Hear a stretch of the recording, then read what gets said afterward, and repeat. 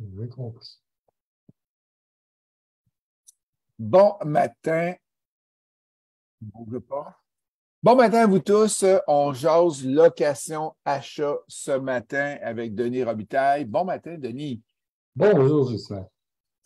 Fait qu'il fait froid dans ton coin ce matin?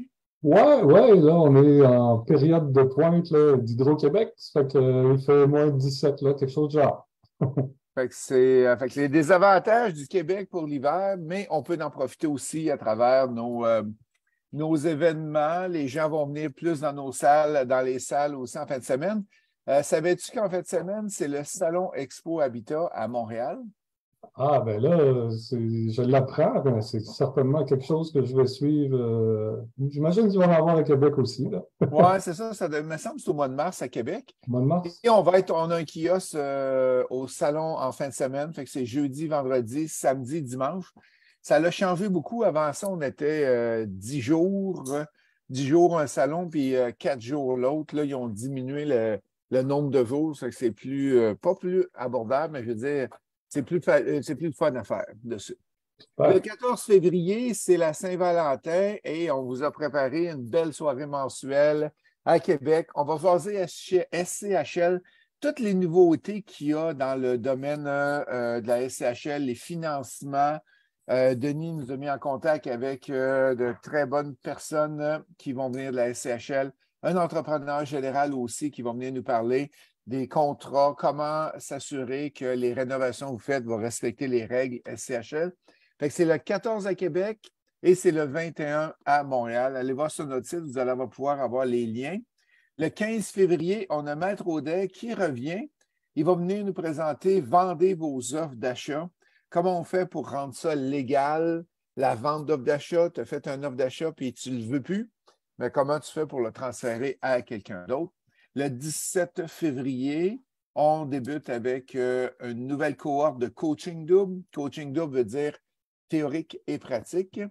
Et c'est un samedi par mois ou un vendredi par mois. Fait que venez voir, on a de la place encore.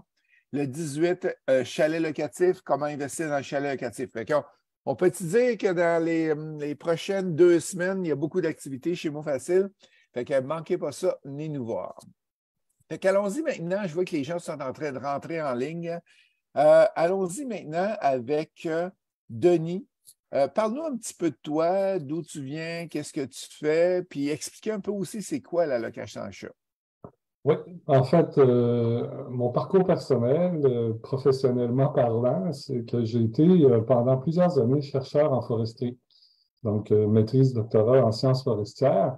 Et bon, j'ai travaillé dans un centre de recherche du ministère qui a changé 100 fois de nom, là, des ressources naturelles, disons. Et en même temps, ben, j'étais professeur associé à l'Université Laval, donc j'ai enseigné là pendant 19 ans, différents cours. Ça fait que j'ai un parcours scientifique et à un moment donné, ben, je suis tourné vers la gestion. Donc, la gestion du centre de recherche où je travaillais. Et ensuite, j'ai évolué un peu vers l'informatique, mais toujours dans le monde de la foresterie pour, disons, décoder les besoins d'affaires forestiers et les transmettre à ceux qui faisaient des programmes informatiques.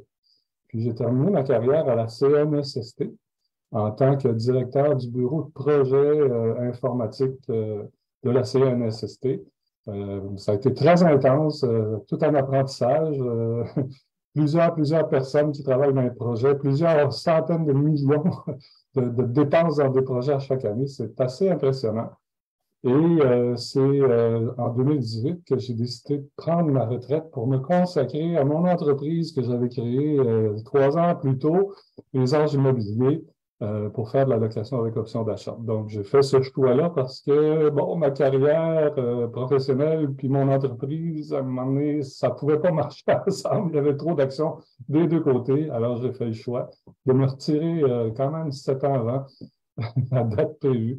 Je devrais être encore à l'emploi là, au moment où on se parle. Un tabarouette, OK. Ouais. Puis, parle-nous un peu, c'est quoi la location achat, comment ça fonctionne exactement? Ouais, la location avec option d'achat, c'est un des services qu'on rend avec le sauvetage immobilier. Dans le fond, bon, on va acheter des maisons pour des gens qui voudraient bien s'en acheter une, mais pour toutes sortes de raisons, ça ne passe pas au financement. Donc, en principe, ce qu'on fait, c'est qu'on va étudier le dossier des clients pour voir qu'est-ce qui ne fonctionne pas et voir si on est capable de régler la situation dans un proche avenir. Quand on dit proche avenir, là, de 1 à 3 ans. Et si c'est le cas, ben, on fait une proposition. Et si cette proposition-là est acceptée par nos clients, on va acheter une maison pour eux. Mais avant, on va l'avoir fait inspecter, on va l'avoir fait évaluer. Puis c'est une maison que nos clients ont choisie. Ce n'est pas nous qui choisissons les maisons, là. C'est les clients qui les choisissent. Et c'est ça. Donc, si tout est bien beau, ben, on s'en va chez le notaire avec ça. Et puis, on va les s'entreprendre là, en location pour régler la situation qui ne marchait pas. Donc, c'est ça. Et puis, à la fin, on revend la maison qui habite depuis un certain temps déjà.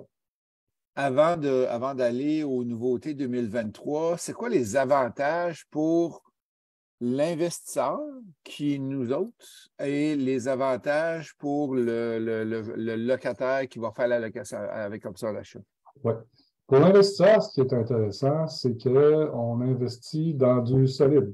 OK? On n'investit Mhm. pas dans des actions qui fluctuent à la bourse ou des trucs du genre, c'est du solide. Et en tant que propriétaire, ben, on a tous les droits sur la propriété. Donc, si jamais le projet capote, ben, on a encore plusieurs options devant nous. On peut revendre la maison, on peut la remettre en location achat, on peut la louer, on peut même l'habiter si on veut. Donc, on est propriétaire. Ça, c'est quand même quelque chose d'intéressant. Aussi, ben, les rendements sont le fun. Les rendements sont intéressants puisque chaque client nous apporte une mise de fonds qui vient diminuer notre apport à nous.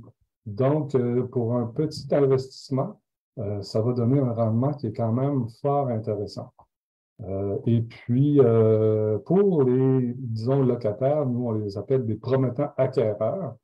Ben, l'avantage, c'est qu'ils peuvent habiter tout de suite la maison qu'ils vont acheter plus tard. Donc, ils vont pouvoir s'établir dans leur quartier, ils vont pouvoir faire même des aménagements dans la propriété. Ils ont le goût de changer la couleur des murs, ils ont le goût de faire certains petits travaux, aucun problème.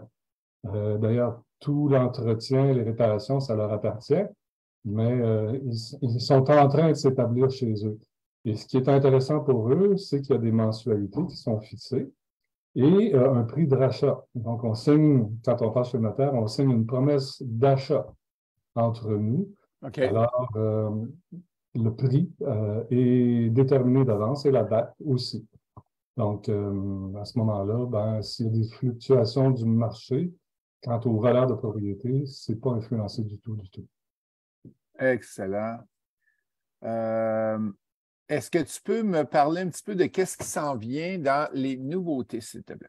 Oui, en Dans fait, les nouveautés, il y en a plein, là. SCHL, tu en as plein. Fait que, allons-y avec le premier.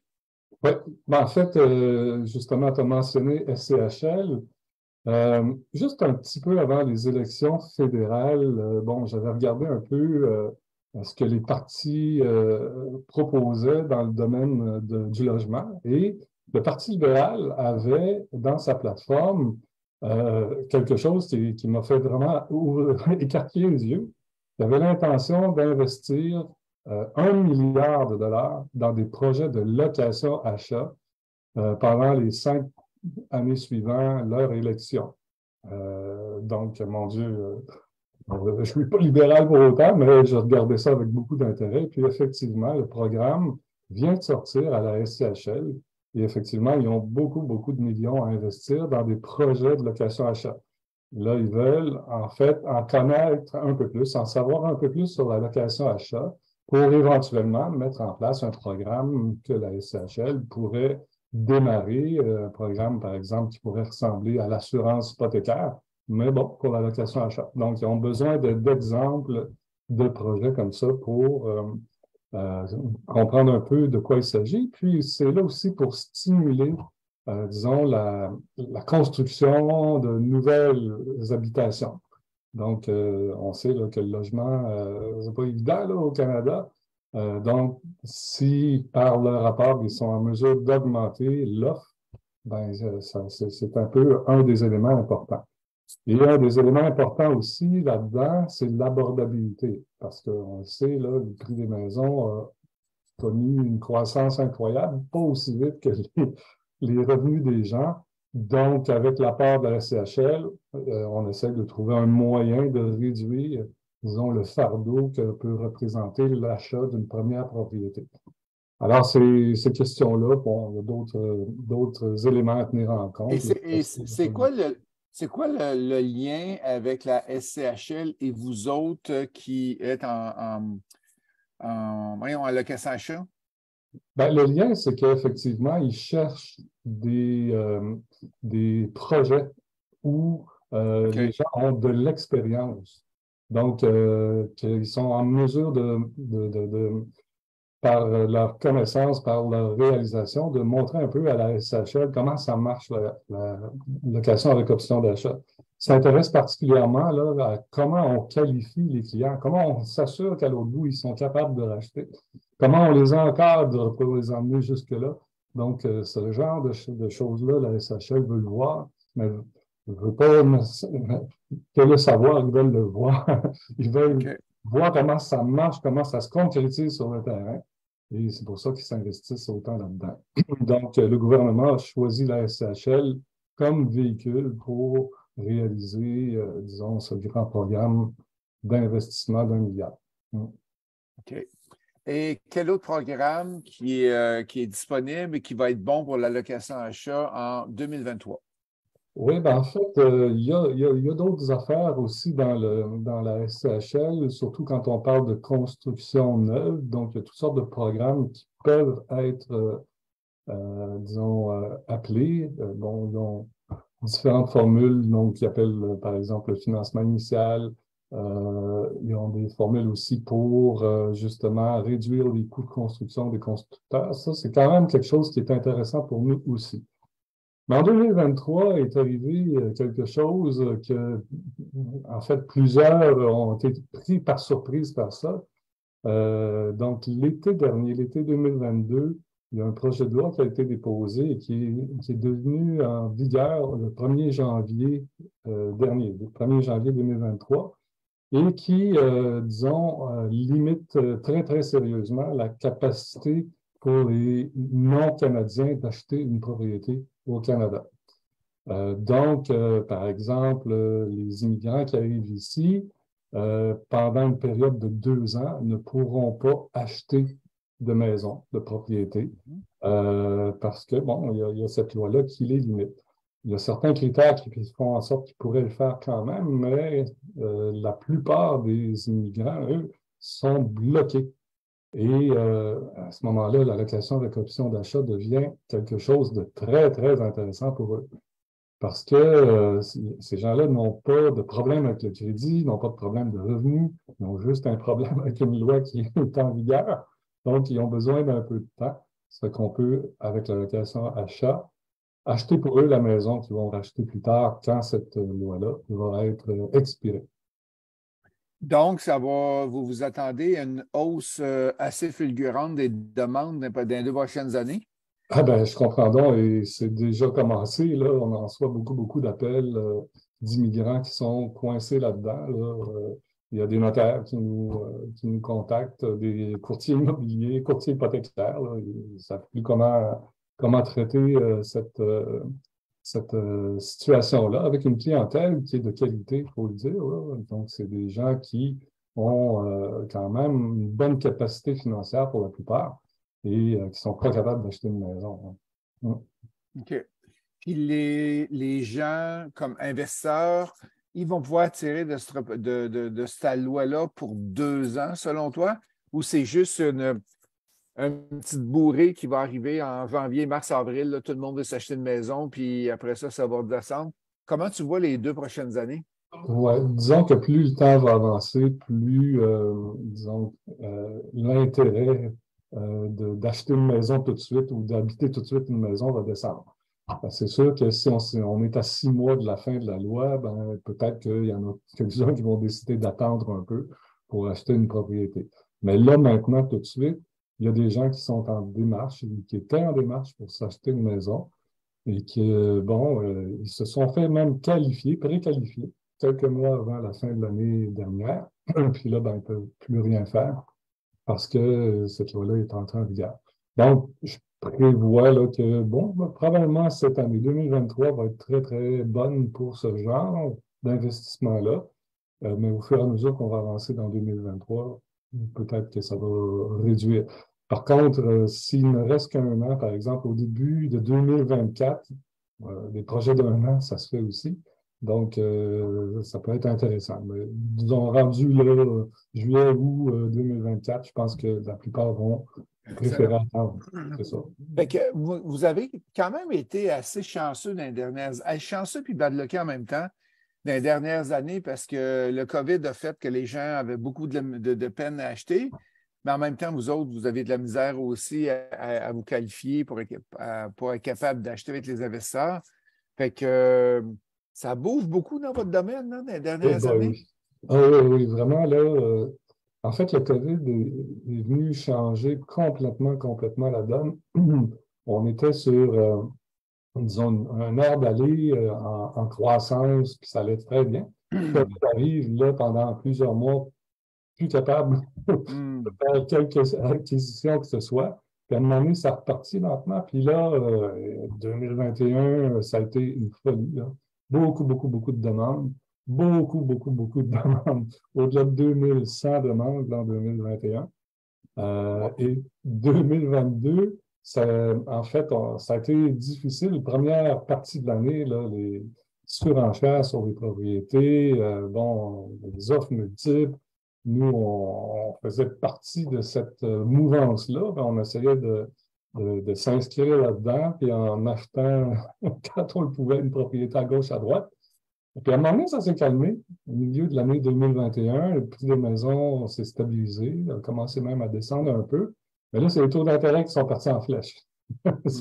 C'est sûr que ça nous affecte directement dans Fait que les mensualités qu'on peut offrir à nos clients. exact. Fait qu'au moins, là, qu'est-ce qu'il y a de positif, c'est qu'avec qu'est-ce qui s'en vient en 2023, c'est très positif pour vous autres. Absolument. Et juste avec les immigrants là-dessus. Est-ce que tu as d'autres nouveautés pour 2023 qui s'en viennent en location achat? Est-ce qu'il y a En d'autres fait, nouveautés? ouais, sans être une nouveauté, c'est quand même un marché intéressant à explorer. C'est celui des gens de confession musulmane. Donc, OK. les musulmans, en fait, selon la charia, ne peuvent pas utiliser de crédit pour acheter quoi que ce soit. Donc, c'est considéré comme de l'usure, c'est de profiter des gens. Alors, pour s'acheter des meubles, ça peut toujours aller payer comptant. S'acheter un auto, ça commence à être plus difficile, mais s'acheter une maison, comptant, ben là, c'est Hmm. dans le domaine du extrêmement difficile, Oui, sans exact. utiliser les banques. Donc, nous avons développé justement un programme pour faciliter la vie pour cette communauté-là en faisant une location-achat, mais sur un long terme, entre 10 et 25 ans, donc plutôt OK. 31 et 3 ans. Et ben, le truc, c'est qu'à la fin de la période, on doit vendre la maison pour 1 dollar. Donc, pendant toute la période, les mensualités capitalisent en fait le coût de la maison. Donc, à l'autre bout, ben, on est capable de vendre la maison à 1 dollar. OK. Excellent programme. Euh, Fait que là, on a trois nouveaux programmes. Qu'est-ce que tu vois 2023? Est-ce que tu as un point numéro 4? Ben, 2023, dans le fond, pour nous, les agents immobiliers, ça va être une insertion dans le monde de la construction. Donc, de OK. construire des unités, des habitations et de les offrir en location-achat. Donc, on se met propriétaire et on offre ça. Et bon, évidemment, c'est relié au programme de la SCHL, mais bon, ce qu'on perçoit là-dedans, c'est un intérêt qui est grandissant vers la construction neuve, puis construction neuve pour les premiers acheteurs. Alors ça, là, je pense que c'est vraiment intéressant pour nous, pour OK. 2023. Puis 2023 aussi, ben, on a vu tous les effets de hausse de taux, de ça, l'inflation. On s'attend, puis on le voit déjà, là, à ce qu'il y ait plus de personnes qui se trouvent en difficulté financière, notamment des gens qui sont déjà propriétaires. Donc, notre service de sauvetage immobilier va être va en être force. sollicité, puis il l'est déjà, là, beaucoup, beaucoup plus qu'habituellement, en proportion. Hein. Merci. On a Carole qui a une question qui nous demande pour la location achat, c'est une entente entre le propriétaire et le locataire acheteur qui va acheter dans X années. Mais quand il arrive au bout du terme, qu'est-ce qui se passe? C'est quoi les stratégies qui peuvent arriver? Oui, bon, d'une part, nous, évidemment, on travaille pour que nos clients puissent racheter la propriété. Donc, la façon dont on les qualifie au début, c'est qu'on identifie ce qui ne fonctionne pas pour le financement. Et pendant la période de location, on va s'occuper de cette situation-là pour qu'à l'autre bout, il n'y ait pas de problème, justement, obtenir un prêt hypothécaire. Mais la vie étant ce qu'elle est, il y a plein de choses qui peuvent arriver entre-temps, des séparations, des pertes d'emploi, tout ce qu'on pourrait imaginer. Donc, dans une situation où les gens ne sont pas capables de racheter, nous, à ce moment-là, on met la maison à vendre et s'ils continuent à respecter leurs engagements vers nous et qu'on vend la maison, ben, ils vont pouvoir récupérer une partie, sinon la totalité de la mise de fonds qu'ils avaient mis dans la maison. Donc, ça, c'est une deuxième possibilité. Troisième, elle est plus malheureuse et heureusement, elle n'est pas arrivée souvent. Des gens qui sont plus capables de payer du tout et qui décident, là, regarde, moi je m'en vais, ou on doit mettre de la pression pour qu'ils s'en aillent. Donc, c'est arrivé seulement 3 fois dans toute notre histoire. Hein. C'est Mais pas c'est des beaucoup. situations qui peuvent arriver. À ce moment-là, ben, on vend la maison, tout simplement. OK, excellent. Et quel genre de projet tu peux faire avec la location achat? On parle de maison, maison, maison, maison, mais Oui, quelle autre chose qui peut être faite? Les oui, condos, ça devrait fonctionner. bien sûr, condo. En fait, à peu près tout ce qui est immobilier peut entrer en location-achat. Nous, notre OK. niche, elle est particulièrement dans les maisons condos. Il n'y a pas de problème avec les condos. Et les petits plex aussi. Donc, les 5 et moins, là, jusqu'à 4 en fait, là, comme propriétaire occupant, on est là aussi.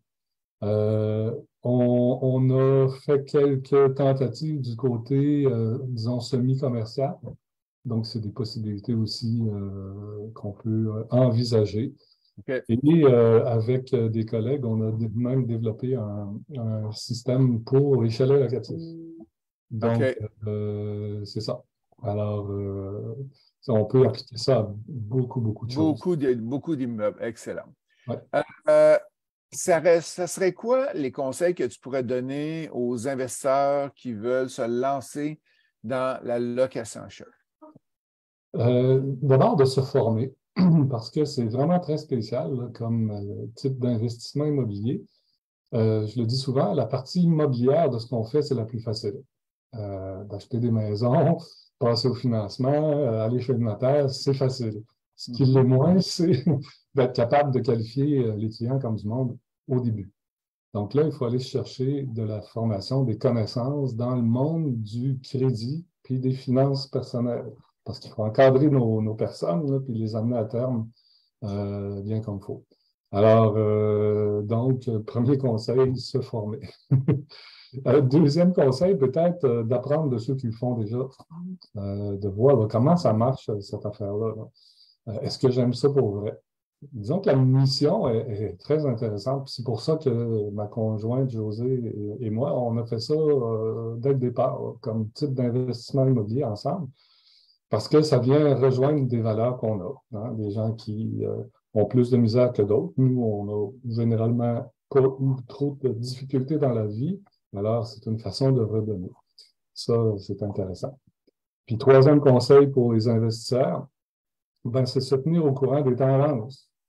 Parce que Mhm. ça bouge beaucoup. On en a parlé un peu ce matin. Oui, oui, oui, Ça oui, bouge oui, énormément, puis il peut y oui. avoir des vraies belles opportunités qui se présentent, ou encore des bloquants qui viennent, disons, un peu changer la donne là, dans nos affaires. Ça fait que c'est bien, bien important d'avoir le nez dans le vent, là. De se tenir au courant et de voir qu'est-ce qui s'en vient. Mm. Super, merci beaucoup. Hey, n'oubliez pas, Salon Expo Habitat en fin de semaine, Expo Habitation. On a le 14 février, on est à Québec, c'est la soirée mensuelle de Québec et on va avoir des gens de la SCHL qui vont venir nous parler de tous les programmes que les investisseurs oublient et qui devraient tenir compte. On a le 21 février, la même chose à Montréal, c'est un mardi. Donc, à Québec, c'est le deuxième mardi du mois. Et à Montréal, c'est le troisième mardi du mois. 15 février, vendez vos offres. 17 février, une nouvelle cohorte de coaching double qui commence. 18 février, on a le chalet locatif, une journée de chalet locatif dans la fin de semaine. Fait que merci beaucoup, Denis, pour la formation aujourd'hui. Pour les gens qui veulent avoir quelques heures de formation, on a un nouveau programme qui s'appelle le Labo de l'immobilier. Je l'ai mis dans le chat. Vous allez pouvoir aller cliquer dessus ou aller sur ImmoFacile. Fait que c'est 10 heures de formation. Vous avez un livre gratuit qui vient avec et je suis avec vous pendant 10 matins pour vous aider. Dernier point, Denis, qu'est-ce qu'on fait pour te rejoindre si les gens veulent rejoindre soit toi ou les Anges Immobiliers? Ben, en fait, on a un beau site web, ange-immobilier.com, ange et immobilier au pluriel. Donc, Parfait. on peut nous rejoindre là et on a toutes nos coordonnées, téléphone, adresse de courriel, etc. Donc, ça, c'est la meilleure façon de nous rejoindre. Et c'est ça, donc, si c'est un appel téléphonique ou un courriel, ça va être redirigé aux bonnes personnes selon la nature de la question. Excellent. Et on a une dernière question, un peu comme Colombo, là, qui arrive juste à la dernière minute, là. Amine qui nous dit, est-ce que vous faites du multilogement aussi en location et comment ça fonctionne lorsqu'il y a des revenus qui sont impliqués? Oui, bon, ça, c'est une bonne question. Oui, on fait du multilogement. Jusqu'à maintenant, on s'est limité à 4 et moins. Il n'y a rien qui empêche d'aller plus loin, mais c'est une autre dynamique. Puis, comment ça marche, c'est qu'on s'entend avec nos clients et les clients deviennent gestionnaires vraiment du multi en question. Donc, OK. c'est eux qui perçoivent les loyers. C'est eux qui ont la charge de s'occuper des locataires. Donc, si jamais il y a des locataires qui quittent, de trouver un remplaçant. Parce que nous, notre mensualité qu'on va charger à ce client-là est une seule mensualité qui est à lui. Donc, justement, les revenus qu'il peut tirer de la location des autres logements, ben, à ce moment-là, viennent sont baisser un peu le montant là, en fait, qu'il doit nous donner à tous les mois. Excellent. Ben, Ça, merci c'est beaucoup, bien intéressant. Denis. Ça me fait plaisir. Merci. Merci à vous tous d'avoir été là. On était à l'entrevue 224 aujourd'hui. On se revoit la semaine prochaine, même heure, même poste. Et bonne semaine, Denis. Bye bye. Bye.